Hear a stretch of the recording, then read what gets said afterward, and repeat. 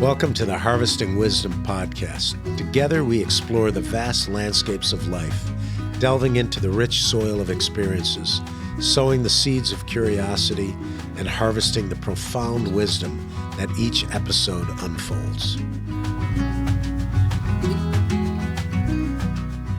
Hello and welcome back to another episode of Harvesting Wisdom. I'm your host, Mike McMahon. With me today I have Christopher Gross. And Christopher's got a great story to tell. Look forward to doing that. Remind everyone of our mission at Harvesting Wisdom. We're here to tell the story of individuals and organizations that embrace sustainability, regenerative farming practices, and proper land management. We think that's the cornerstone of a healthy planet and for prosperity for people generations to come. So Christopher, welcome to the show. I've been looking forward to talking with you about everything you've had in your life. And so I'm How long is this show? Well, the highlights. Okay. So you're an award-winning James Bard chef. First off, I don't know how many. There's a few that have come from Arizona. Yes, there's actually, I think we're like six. One just won just recently, but with the James Beard Foundation, that's been like the Culinary Oscars for some time now. Six is not a lot. Oh well, six is only once a year. You only one a year. Yeah, well, that's still and it's regional. And you're recognized, I guess, now worldwide and in U.S. You've cooked for 3 presidents. Yes, throughout my career. And how did that go? Who did you cook for there? It was Carter, President Bush, Sr., Vice President Quayle, Vice President Gore. See, I go both sides of the political aisle. Everybody has to eat, right? Yeah. It's all been great. My culinary career has done something I thought could have never imagined as a 12-year-old kid in Trenton, Missouri, or should I say Missouri, with a paper route that after my mom, we moved here, that I would start racing motocross to pay for motocross, work in restaurants, and then find a passion for cooking, which I never had a passion for food, period, before that, never eating in a school cafeteria before, always would go home to my grandmother's. And so they launched this hotel called the Adams Hotel here in Phoenix, and it was it's downtown area? Downtown area. They blew it up, rebuilt it. Fantastic crew, probably about 20 years ahead of its time. Everyone dispersed. I went to California, then I went to London as a illegal alien working, and then Paris for 2 years, the same thing, and then back to California, back here. Yeah, you can learn a lot. Well, California, you can learn a lot because they're always ahead of the curve, and a lot of natural stuff going on. But Europe, of course, is Europe, right? And Paris and London are 2 amazing places. Interesting enough that I worked in high school and in college and in grad school in restaurants, cooking, working under some chefs. And a variety of them. I did oyster. I remember doing the oyster bartending and tearing my hands up. I hated that. But I bartended back in the day and was an opening bartender for a friend of mine was a manager of TGI Fridays. And every time they opened someplace, I would, occasionally go on the weekends with him and help open up. So I'm familiar, but I worked in those kitchens. I've washed dishes, and I've done fast food, and I've done worked as in the doing the steaks or the fryer or whatever. All the different stations. And what I remember was the intensity of it. Well, it is. The intensity of it was. I guess I could see how it'd be a little addictive, but what I noticed that is my back could not handle that was the hardest work I ever had, and you prep all day, but Yep. you're in a very small space ergonomically to be able to do what you got to do, right? You're never moving more than a step in either direction. Well, then that's a well-designed kitchen. But less that steps, hurt the better. my back. It'd like kill me. So I don't know how. That's the thing that that amazes me is that the chefs are able to do that kind of work. But you also, I looking at the resume, you cooked with did I get it right, Julia Child? You Yes, I was on a board. There was an organization called the American Institute of Food and Wine way back in the day, created by Robert Mondavi and Julia Child. And famous chef Jeremiah Towers was also a proponent of it. And he had a quote that just sort of resonated and stayed in my head. He goes, a more educated person on culinary, on food and wine, is a better customer. And so I founded the organization, the Arizona chapter, and it was all about educating. I was required to raise X amount of dollars every year to national, but all the excess money I sort of just blew on events that didn't make money. So everyone would have access to, like, what some wonderful natural cheeses taste like, or a great wine tasting that you'd have to charge maybe hundreds of dollars for everyone to go to, but I did it at like really reduced cost, so it was open to everyone. accessible, yeah. And so that was a great organization. That's how I got to know Julia Child, is through that organization. Then later on, she came to the restaurant several times and would meet her at events. I was on the national board. And then she invited me to cook on one of her, I got a segment and a half, Cooking with Master Chefs and Julia Child in Cambridge. I want to see that. You'll have to dig that up and. Well, you can find it all over PBS. Is that right? It's there. She was kind of one of those, definitely different, But I remember watching her as a kid and actually enjoying watching her. She seemed a little wacky, but she was kind of a genius, really, right? And she was hard. I mean, she had gone to Europe and learned, and she was a pretty amazing character. Well, she brought good food here to the States. Someone from the United States, born here, I believe, and she went to Europe, loved cooking, and then she brought really the French kitchen to the American homemaker. Right. Cooking food that no one would have ever dreamed of cooking because it sounded too posh or whatever. Right. And she was so natural at it, and so She brought it into every kitchen. Yeah, I remember on her my TV mother show. watching it and and following if she some dropped of a her chicken, she dishes. just picked it right up and said, Yeah, it's you like know. 10-second rule or But whatever. if she hadn't have introduced to French cooking to the U.S., there might have not been avenues for other great chefs to come here. Sure. She introduced a culture that really wasn't from her culture. We were eating hamburgers and meatloaf, Right. and she brought another culture and that's something that's wonderful about cooking. It brings everybody together. What's so great about her as a personality is that she seemed to have a thick skin, right? She didn't take herself too serious. No, but- I don't think so. Yeah. But she also, like, I remember demanding. some, board meetings that someone looked like she might be snoozing a bit, and someone would bring up, like, we're going to transfer $40,000 to this area for this library we're buying, and if she didn't like it, she woke right up and go like, and started to scold everybody. She was very, very much saying her mind. I was at a restaurant with her dining, and there was a menu item, chocolate flourless cake. And she goes, have you ever heard of this? And I go, yes, I have. I go, we call it chocolate souffle cake. Yes. She goes, what's wrong with flour? Grabs the server and goes like, is this really good? Because it sounds, in her voice, it sounds disgusting, And I'm like, oh my God, the chef's going to hear that, it's going to just die. Oh, that's funny. She didn't like something. Jacques Pepin, a good friend of hers, would say she might just remove it and drop it on the floor Oh my goodness. rather than eat it.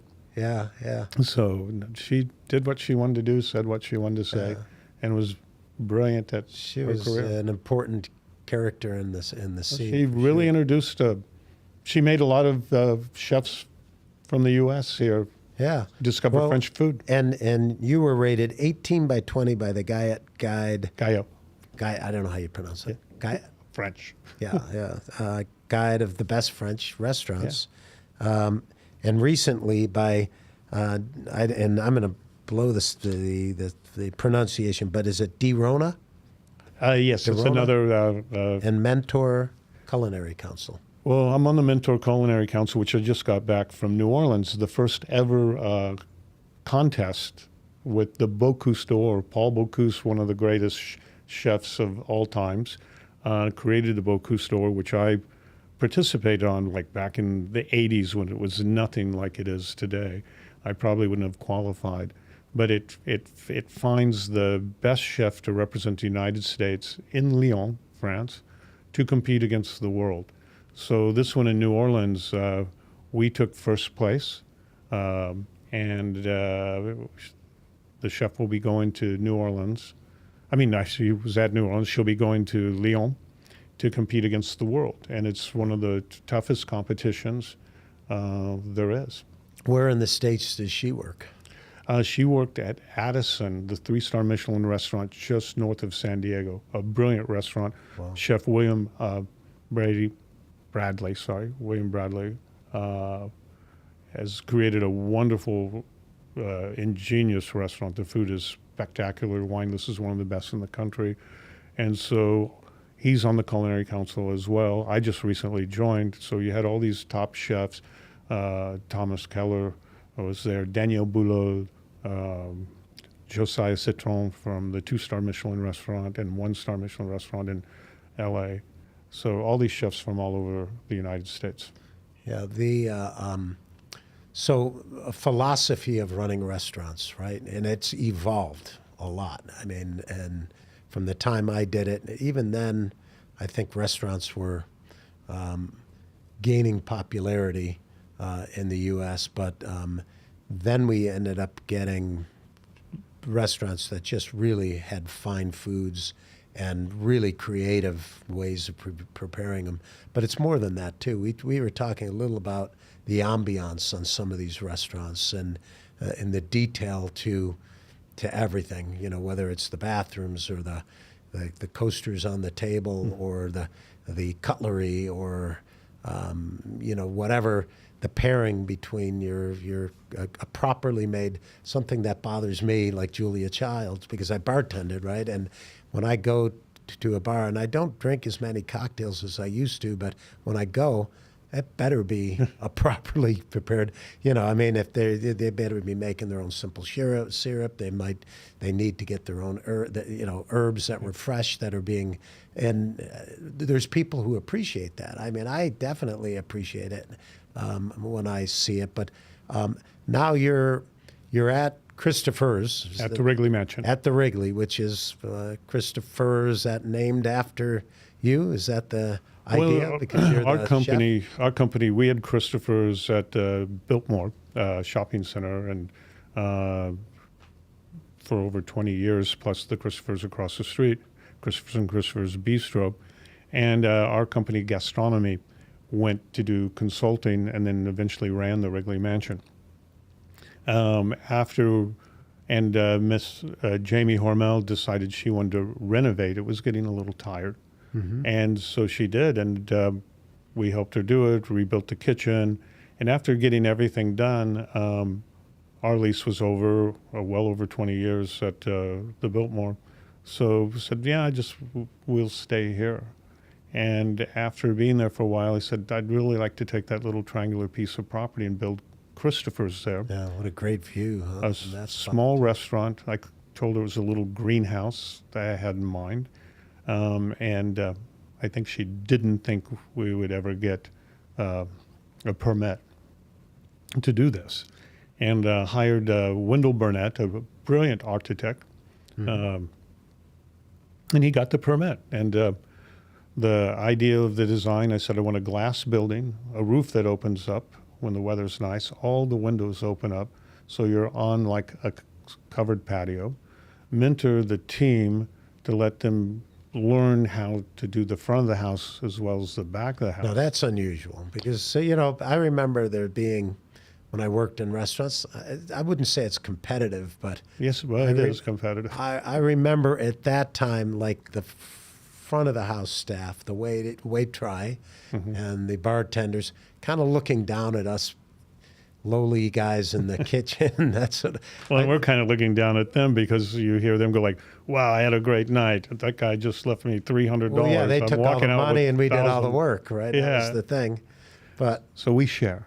yeah, that's a great. But it's more than that. It's if you're actually working with the guests, knowing what goes on in the back, and knowing the detail and the hard work.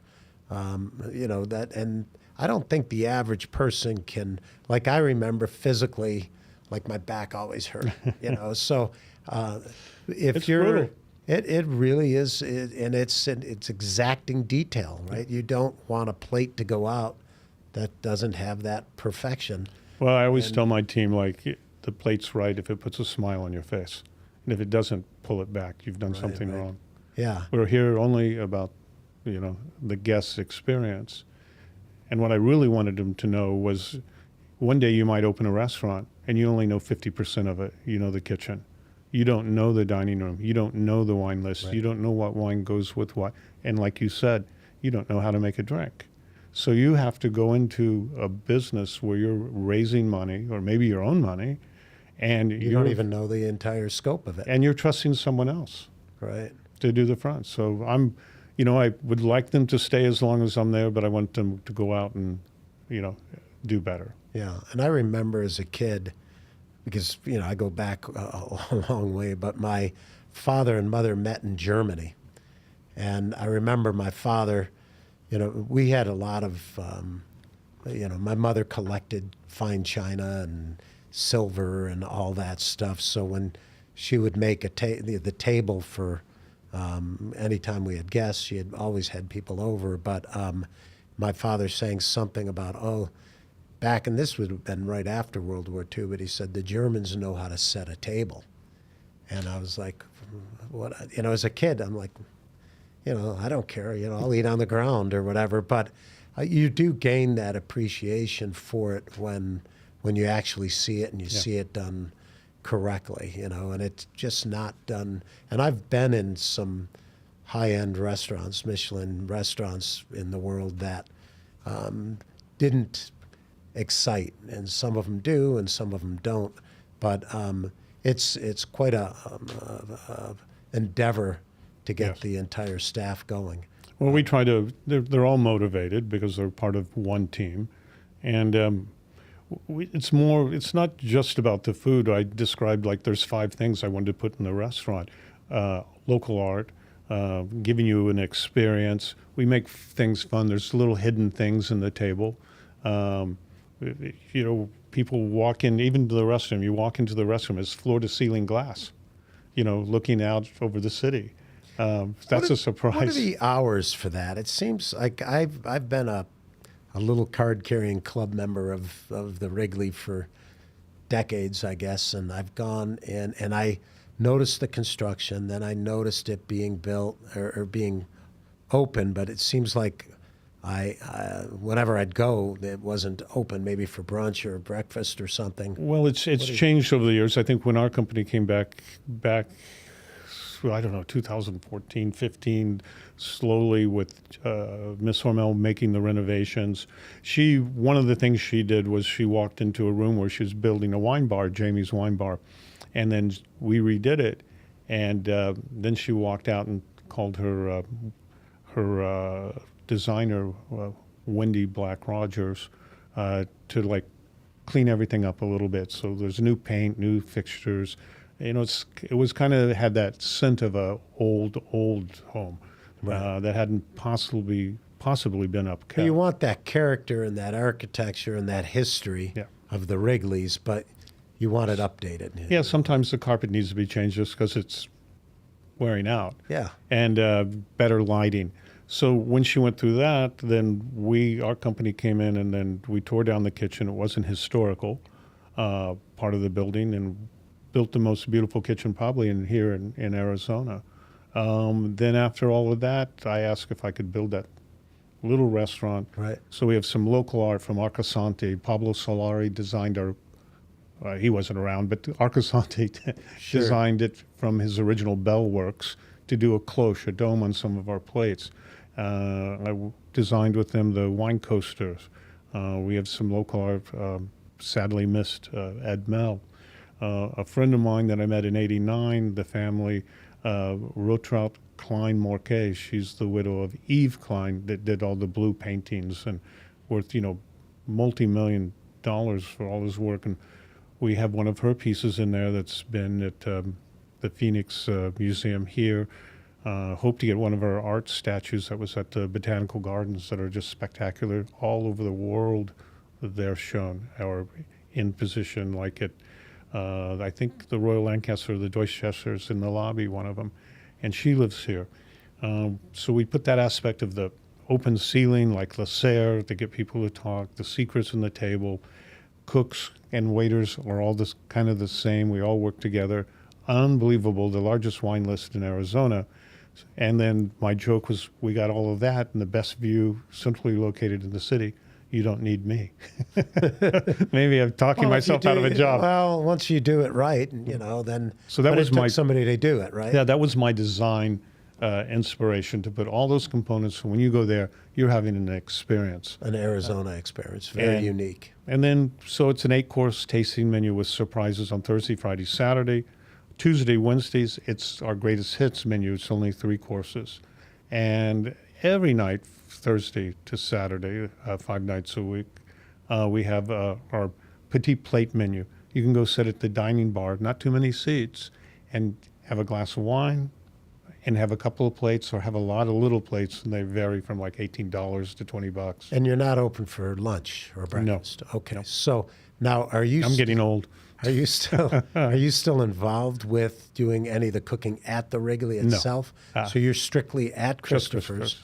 and that's the specialty thing. And so Usually there every night, unless I'm traveling for a charity or something like that. Like I was just in New Orleans for Mentor, rooting our team on and everything.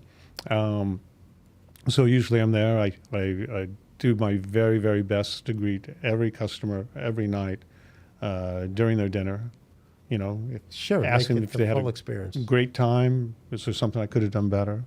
Or would you like something else? Sometimes people don't tell us their Give restrictions. me a hamburger. Yeah. Well, we have it's called a Taylor burger. It's my chef de cuisine. He's brilliant.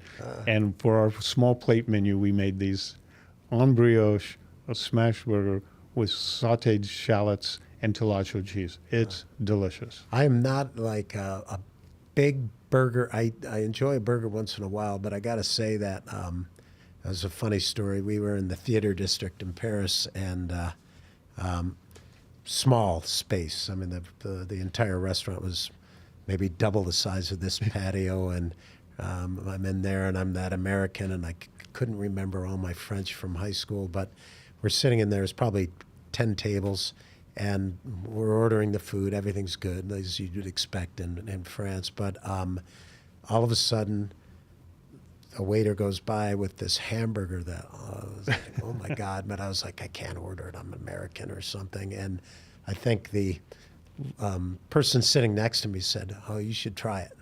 So I was like, okay. So it was the best hamburger that I've ever eaten. So it's funny because restaurants do that, right? They bring back a memory of something like a special event or a night, but I can remember different foods at different places anywhere in the world that were just done, superbly. And that's a kind of a special thing when you have that. Let's talk about the menu at Christopher's a little. So you've got, is it constantly changing? No, it changes bits and pieces due to inspiration or a product of the season. Seasons, sure. Fish is one of those things that we'll change quite a bit. The vegetables, of course. But so our 8-course tasting menu, when you walk in, we do a custom cocktail for you right at your table. We bring a little portable bar to the table on a cart. Then we have a champagne greeting where a customer wanted their glasses, they wanted their champagne extra cold. And I'm like, okay, I'll make it extra cold. Okay. So I whipped out a glass and filled it full of liquid nitrogen. Went to the table. The glass is smoking. The glass is turning white. And I throw it into the window. I mean, it's all floor-to-ceiling glass and the rest. And it makes a cloud of smoke. It Wow. and then just trickles down to the floor. And everyone in the room just like, what? Wow. And so we do that every night now. Now, yeah, it's part of the show. It became part of it. Pour it on the table and, bubbles up all Yeah, over it's everything. just a moment of inspiration. Yep. And Great thing. then we go into a first course. Right now it's a scallop dish with creme fraiche, kind of snow with caviar. And then the next one is skate stuffed with lobster. Then the next one is a foie gras soup and wild mushrooms. Wow. And we go into Liberty School duck. It's a very small farm in California. It took a long time to get this product in. We slightly dry age it. And then we baste it, we cure it sort of. I don't know if that's the right word, but once we get the duck breast out, we brush it with wine lees. So the wine lees that drop, it's kind of like sake when the leaves drop. They use that like for koji for flavor and tenderizing. So a local winery gets us these wine lees, and we have a GiroVap, which is a vacuum distiller, so we can get all the alcohol and water out of it. That boils things at 100 degrees, shifts the alcohol and liquid over to one side, and we have this clay-like substance left. So in my house, recently the police had to come over because it looked like there was a break-in, new house, very unusual house, and they went into my garage, and I was surprised they didn't come arrest me and think I had a crack lab in there because we got a sonic homogenizer. These are all lab equipment, a centrifuge, the distilling equipment. Wow. So we do a lot of experimentation like that. And then the next course is Wagyu, Japanese Wagyu, A5, 10 to 12 grade. And we just serve it simply over a grilled fire and then put it on a hot rock. And at the table, you make your own béarnaise sauce. As we pour the liquid in, just butter, herbs, and stuff into a raw quail egg. And you sort of make your own béarnaise at the table, followed by a cheese course, followed by a pre-sorbet, followed by a fruit dessert, followed by our signature kind of dish, the Parnassian de chocolate mousse, which is chocolate mousse tower, and then chocolates and then candies and stuff like that. Now, can I pair my own wines with Yeah. those? Because it's kind of hard if I want. Like We have a pairing, and we have an upgraded pairing, and then we have a lot of wines by the glass. So, yep, so you can do pretty much what you like. Okay, that's And great. then we have the simpler menu on Tuesday and Wednesdays, our greatest hits. So one's dedicated to Julia Child. It's a dish of a filet that I made on our cooking show.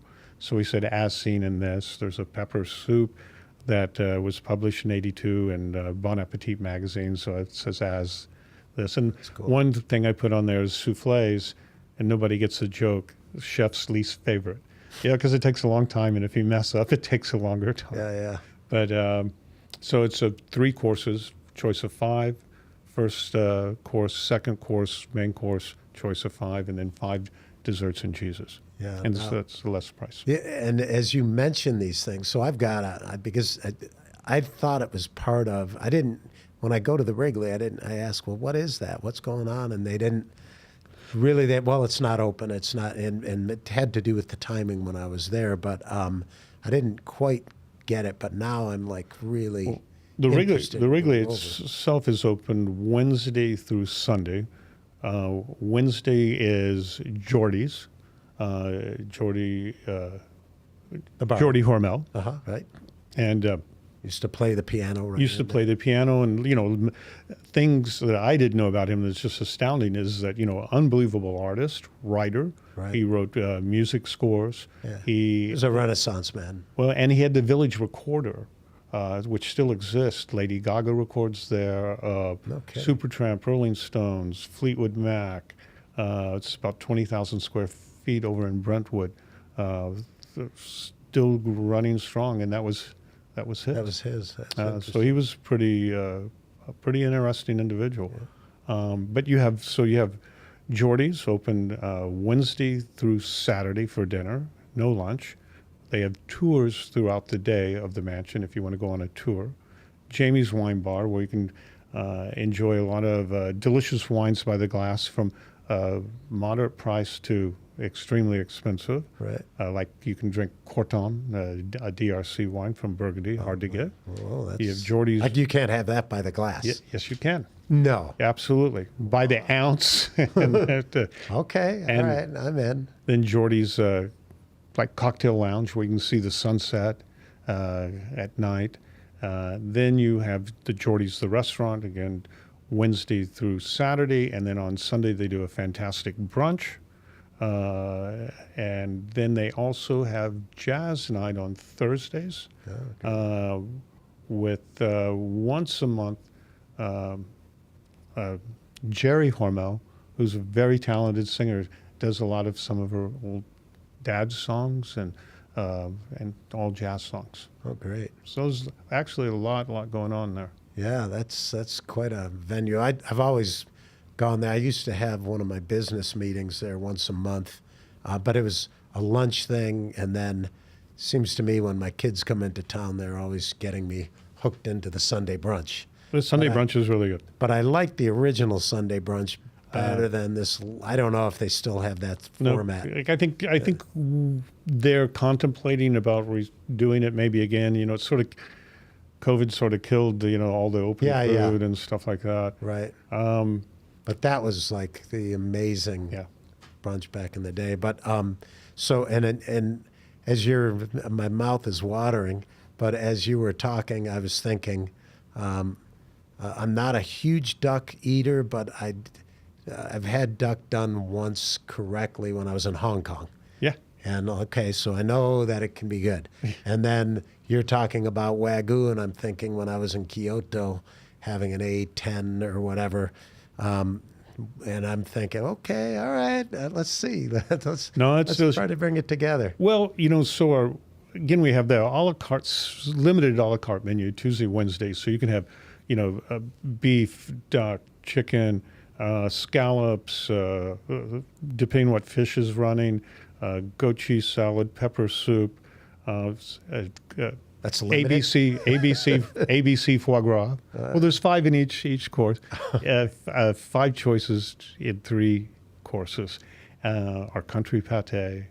ABC is one of the signature foie gras dishes we do.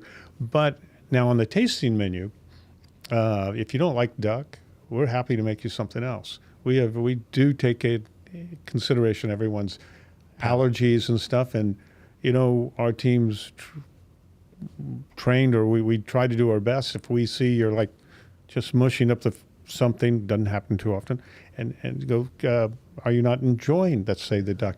No, I never really order duck, and I'm not a fan of duck.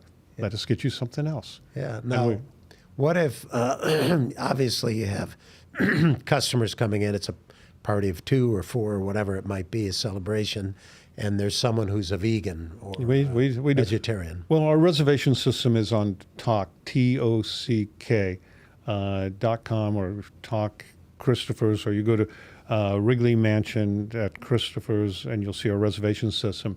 It's all a prepaid reservation system. Okay. So, and then there's an area where dietary restrictions, anything we need to know. And then, so if you say you're vegan, then you can still with do prior something notice, spectacular. But we occasionally have someone come in and go, "Oh, by the way," and we go, "Oh," then we're running, and to make it all, we make it happen. But Sure. if we have notice, like when you do out of the reservation, we can make it really nice. You would think people going into a high-end restaurant, they got to make a reservation anyway. If you had restrictions like that, or you ate a certain way, that you would mention it in advance. But You would think so, but sometimes, by the way, I forgot to mention, I don't eat shellfish, beef, or wine. I was like, and it's better than saying, just get out of here, right? No, it's hospitality. Sure. We're there. It's not all about me. It's about the experience. So you walk through that door, it's like you're going to Disneyland, you're going to a theater, you're going to something. We want to make you comfortable, happy. I had a guest once. It was actually that said it all to me. He goes, and he's brilliant. He gave a lot of money to the community. They're a great family. And he goes, food's not my thing. And I go, I understand. He goes, it's all about, I get service, I get what I want in a timely, fashionable manner. And I really like my Coca-Cola in an individual bottle, small individual bottle. And I go, okay. Did you even have that in the back room? No, we didn't have it, but he used to go to Houston's all the time. As soon as they took that away, he went away. So it's not all about you as the chef. It's about giving the customer what they want. If I'd known that was his problem and I'd been working there, it's a big company. You can't do everything. And they do it really good. It's a great company. And I would probably say, you see his name come up on the reservation, there should be a little note. Put some little Cokes in the chiller. Real Coke. Yeah. The ones with put it in real chiller sugar. and just give it to him. Yeah.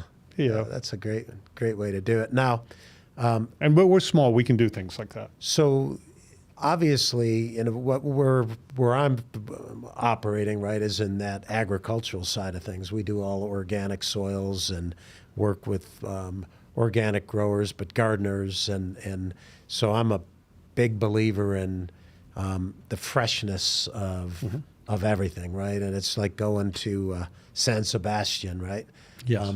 I was shocked when I went to San Sebastian because I expected spicy Mexican food. No. And it's like, no, what they have is everything's fresh. Yeah, and if some of you- the best food in the world. But if you put like sauces or anything on it, they'll throw it away because they think you're disguising the freshness of the fish that was caught 5 seconds ago. But how do you source? Obviously, you got to go through lengths to source meats and fish, but how about vegetables? Because that's Well, we get from some quality purveyors. A lot of the stuff, as you're talking about the soil, there's a lot of people who produce stuff here, but Sure. it might be just hydroponic with not as much attention in the soil, right. And California has a lot of great product, and because the soil's great, it's like great wine. It comes from great areas, Right. The terroir. the terroir and the climate. So we do, we are looking for food that we think that really tastes good, that was responsibly grown.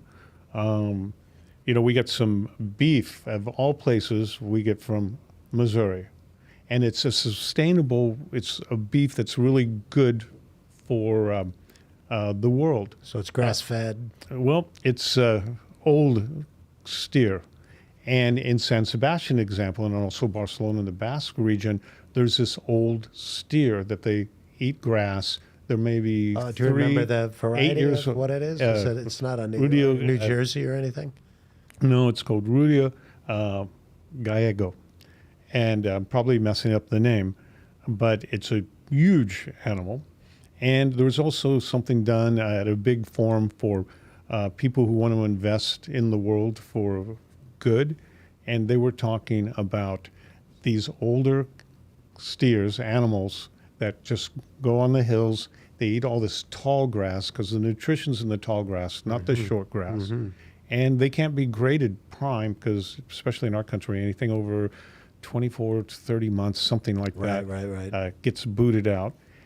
But the animal, the sustainability, it does less damage on the earth than being all herded up and stuff. And it's delicious. So if you had any beef in San Sebastian or the Basque area, that's probably what you ate. And it's delicious. Found a guy in Missouri doing it, or I should say Missouri, where I'm from. Sure. I said, hey, you have this? He goes, yeah. He goes, we only sell whole animal, half animal. And I go, well, I want some. He goes, you can't have any. It's all sold. And I go, but I'm from Missouri. I'm like you, Missouri. And he goes, well, we'll think about it. And he calls me up and he goes, Jose Andreas didn't take everything that we send him to Vegas. That's where it was going. Yeah, Okay. he's taking it all.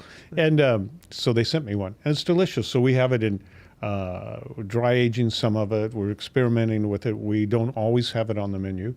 But and there's another cattle company called Vintage Beef all the way in Tasmania. And so they got a lot of land, and it's delicious. And some of it's 7, 8 years old. Yeah. Because it eats this high grass with all the nutritions in it and stuff. It actually fattens up. It is so interesting when you go to eat cheeses or you're having,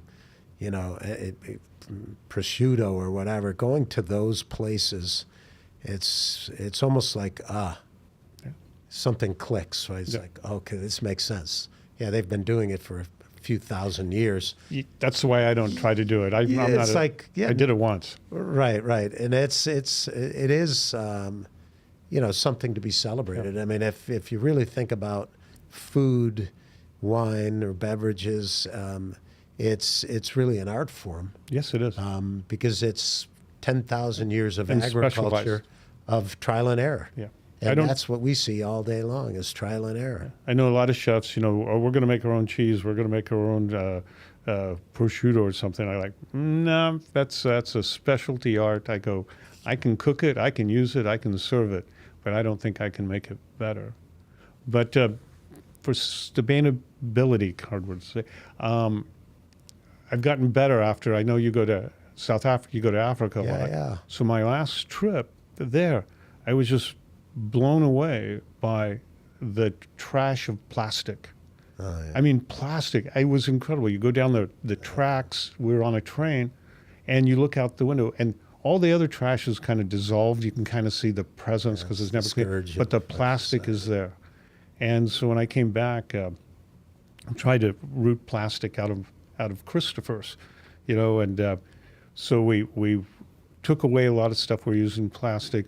We have a water system that we don't have to sell you water. We don't sell you water. You can get this pH balanced sparkling water. Yeah. You couldn't. So it's a little alkaline. We can add it. We can add it too. Yeah. Okay. So and it's filtered, so we don't have to have bottles or plastic bottles. And then we put a composter in for our little herb garden and stuff. Okay. So we throw up. So do you have a little garden there? Little. Okay. You can't supply near what I need. I want to go look. And then I kill everything too. But No. for the herbs, not too bad. No, it's not. You don't kill it if the soil is right and if you just Well, put then the right I seed need in you at the there. right time. But I just started using the composter, and so then out of the mouth of babes, one of the young ladies that works for us, she goes, "Yes, but you're not doing plastic anymore. You put a filter on your house so you get clean water to your house as well." But every night we give a bag of chocolates, freshly baked bread that we do at the restaurant, and you give them a plastic water bottle to go home. And I go, "Oh my gosh!" got it. So it took me like 2 months to find a company that I could. Well, there's it's boxed boxed water. Yeah, There's that's other what I ones use out now. there, That's what I right? use. So we're trying to do all of that to do good and serve the best quality product. Well, we you'd can be get. definitely fun to travel with. We go every year. If you go back to Africa, we're actually trying to bring a large number of people there because we're involved with eco-tourism, and our partners over there, it's Arnold and Tiki. They have a 50,000 acre Wow. piece in Zimbabwe that is a conservatory now, and then they have two 25,000 acre pieces next to it, but they're doing sustainable agriculture and rewilding.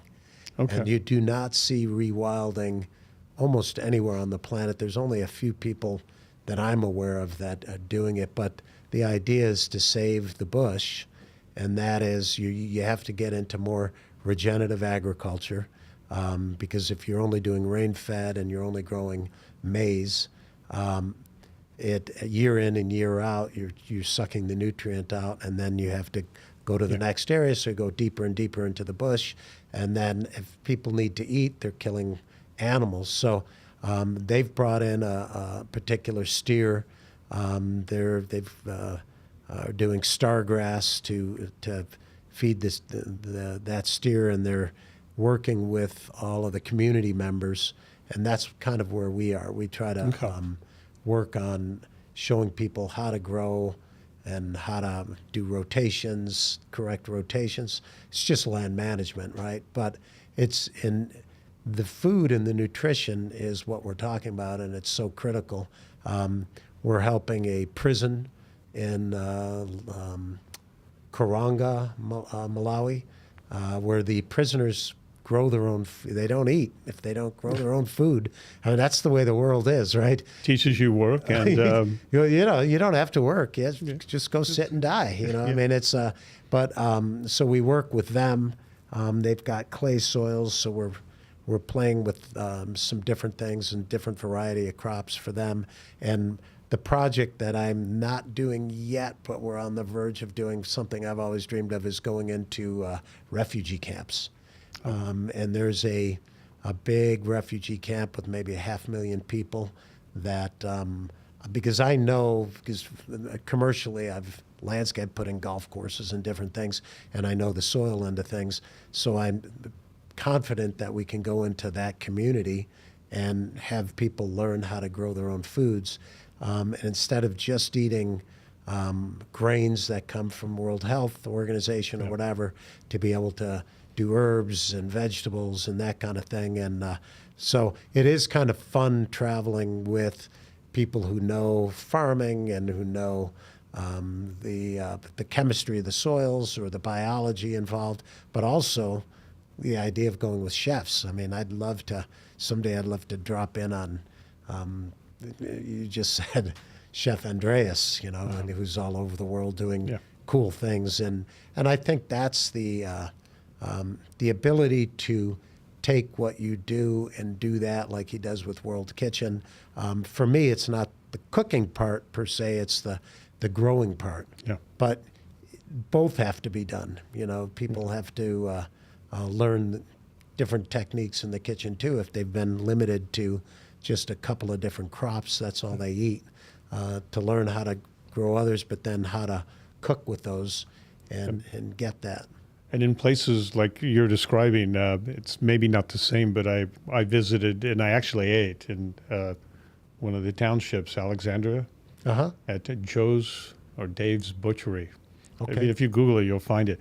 But all the people are so concentrated that there is no room to grow anything. You'd have to go off-site to do it because they're just all That's urban a township farming, of where That's right. I guess the impoverished people live. Have you been to one of those in Africa? Oh, we're everywhere that has that. Yeah, it's Can't help. But it's still doable. That's what the whole concept of urban farming is. That you're growing in smaller plots, and 1 acre is a tremendous amount of food that you can generate. But if you're only doing it for your family, I'll bring it up. Our boots on the ground in Lacuni, his Ernest has a small little house that he built with a small yard, and he is, growing. He's raising rabbits, chicken, guinea pigs. He's put in he's dug himself a little borehole, and he grows so many different variety of plants, and he'll sell them once they get large enough to sell off, but he'll grow them, and then he takes the seed, and then he has a few acres where he's actually doing some growing, and that's what we're starting to do as well. And it's, food is, we believe in food sovereignty, right? It's everyone has the right to eat. Yeah. And if you don't own land or whatever, it doesn't matter. You still have the right to grow your own food. But the idea is, and kind of the crazy thing, we talk about conventional farming and we think it's industrial farming. But industrial farming is something we do in the West, in the U.S. And they're doing it to a large degree in China and India as well. But a fair amount of the world feeds itself through rain-fed agriculture, and they don't have, access to any kind of chemicals to grow with or to kill pests or any of that. And they're growing without equipment and that kind of thing. So probably half the world, their concept of conventional farming is different than ours. Never thought of that. But the deal is that you can do it more effectively. You can, through proper composting and mulching and rotation of crops, you can actually grow in a wider variety of plants. You can have a much better nutritional palette for the community, and those are the things we're working on over there. But it's to me, in order to be it's like your front office and your back office. For you to be a great chef, you got to have a pretty good idea of where food's coming from, right? And the geography of the planet. And you've traveled, and a lot of people haven't really traveled, so they don't understand what we're talking about. But when you're going to these different places in Italy or whatever, I got a question for you. This will throw you over the top. Do you bring in white truffles in October, November at all? Yes. Oh, okay. So now I'm going to go, because I have a few couples that I've traveled with, and we like to have. You smuggle them in? I'll buy. No. No. I'm always looking, because there's very few restaurants that actually do it, and people talk to me about truffle this and truffle that, truffle oil and black truffle, and I'm like, but a white truffle is like a special thing now. That with with Nebbiolo grape, and all right, from the area. So it's just scary when if someone comes up and weighs it, and a little white truffle on that, and you say yes, and it's each pass on the slicer is like $30, $40, yeah. But you know what? Worth it. Yeah. You can say, you can only get it in, really, I guess, Slovenia too, but it's really that Piedmont area of Italy. And that's, to me, what makes food interesting and agriculture interesting. That's an impossible plant to grow, by the way. Well, the Australians are growing black truffles. They've kind of figured it out, and they're of good quality, and you can get them in the off time of the year. Sure. Oh, black truffle's black truffle, but it's white truffle. Well, yeah. That's and the price too. Right. Well, no, of course, because of the rarity behind it. But well, I appreciate you coming on today. Well, thank you for having me. On and on and on and on. Love to have you on our travel someday and see what you see it through your lens. And so, does this mean getting a reservation at Christopher's now that I know somebody? Yes, it's going to be a little easier for me. Absolutely. Great. Well, Joe and I were talking about going to the Wrigley and bringing different groups with us from the nonprofit, either the board or some other people. So we'll have to coordinate. Well, I'm sure it's tough to get in there. Well, the Wrigley also has a lot of private rooms. They do, big venues, up to 250 people, or dinner parties for up to 1,000 almost. Yeah, I've done the monthly lunch and things, but I'll do a more of a private, smaller deal going to Christopher's. I'm looking forward to it, and I definitely got to pencil you in for November, maybe, for the truffles. We'll be there. Or you send me an email. They're in, because I know they might only be in for the weekend or the week or whatever. So, well, great.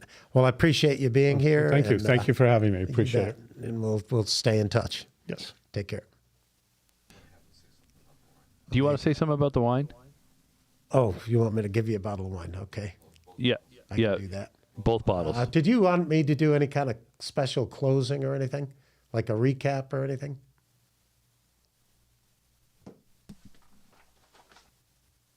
Yeah, if you can have Chris talk about how we can, the guests can get in touch with him, or Wrigley Mansion, on how he wants our guests to. Sure, we did it once, but I'll do it in a quick closing, a better closing than the one I just did. And then if you want to present both bottles and talk about the differences, that would be good too. Sure.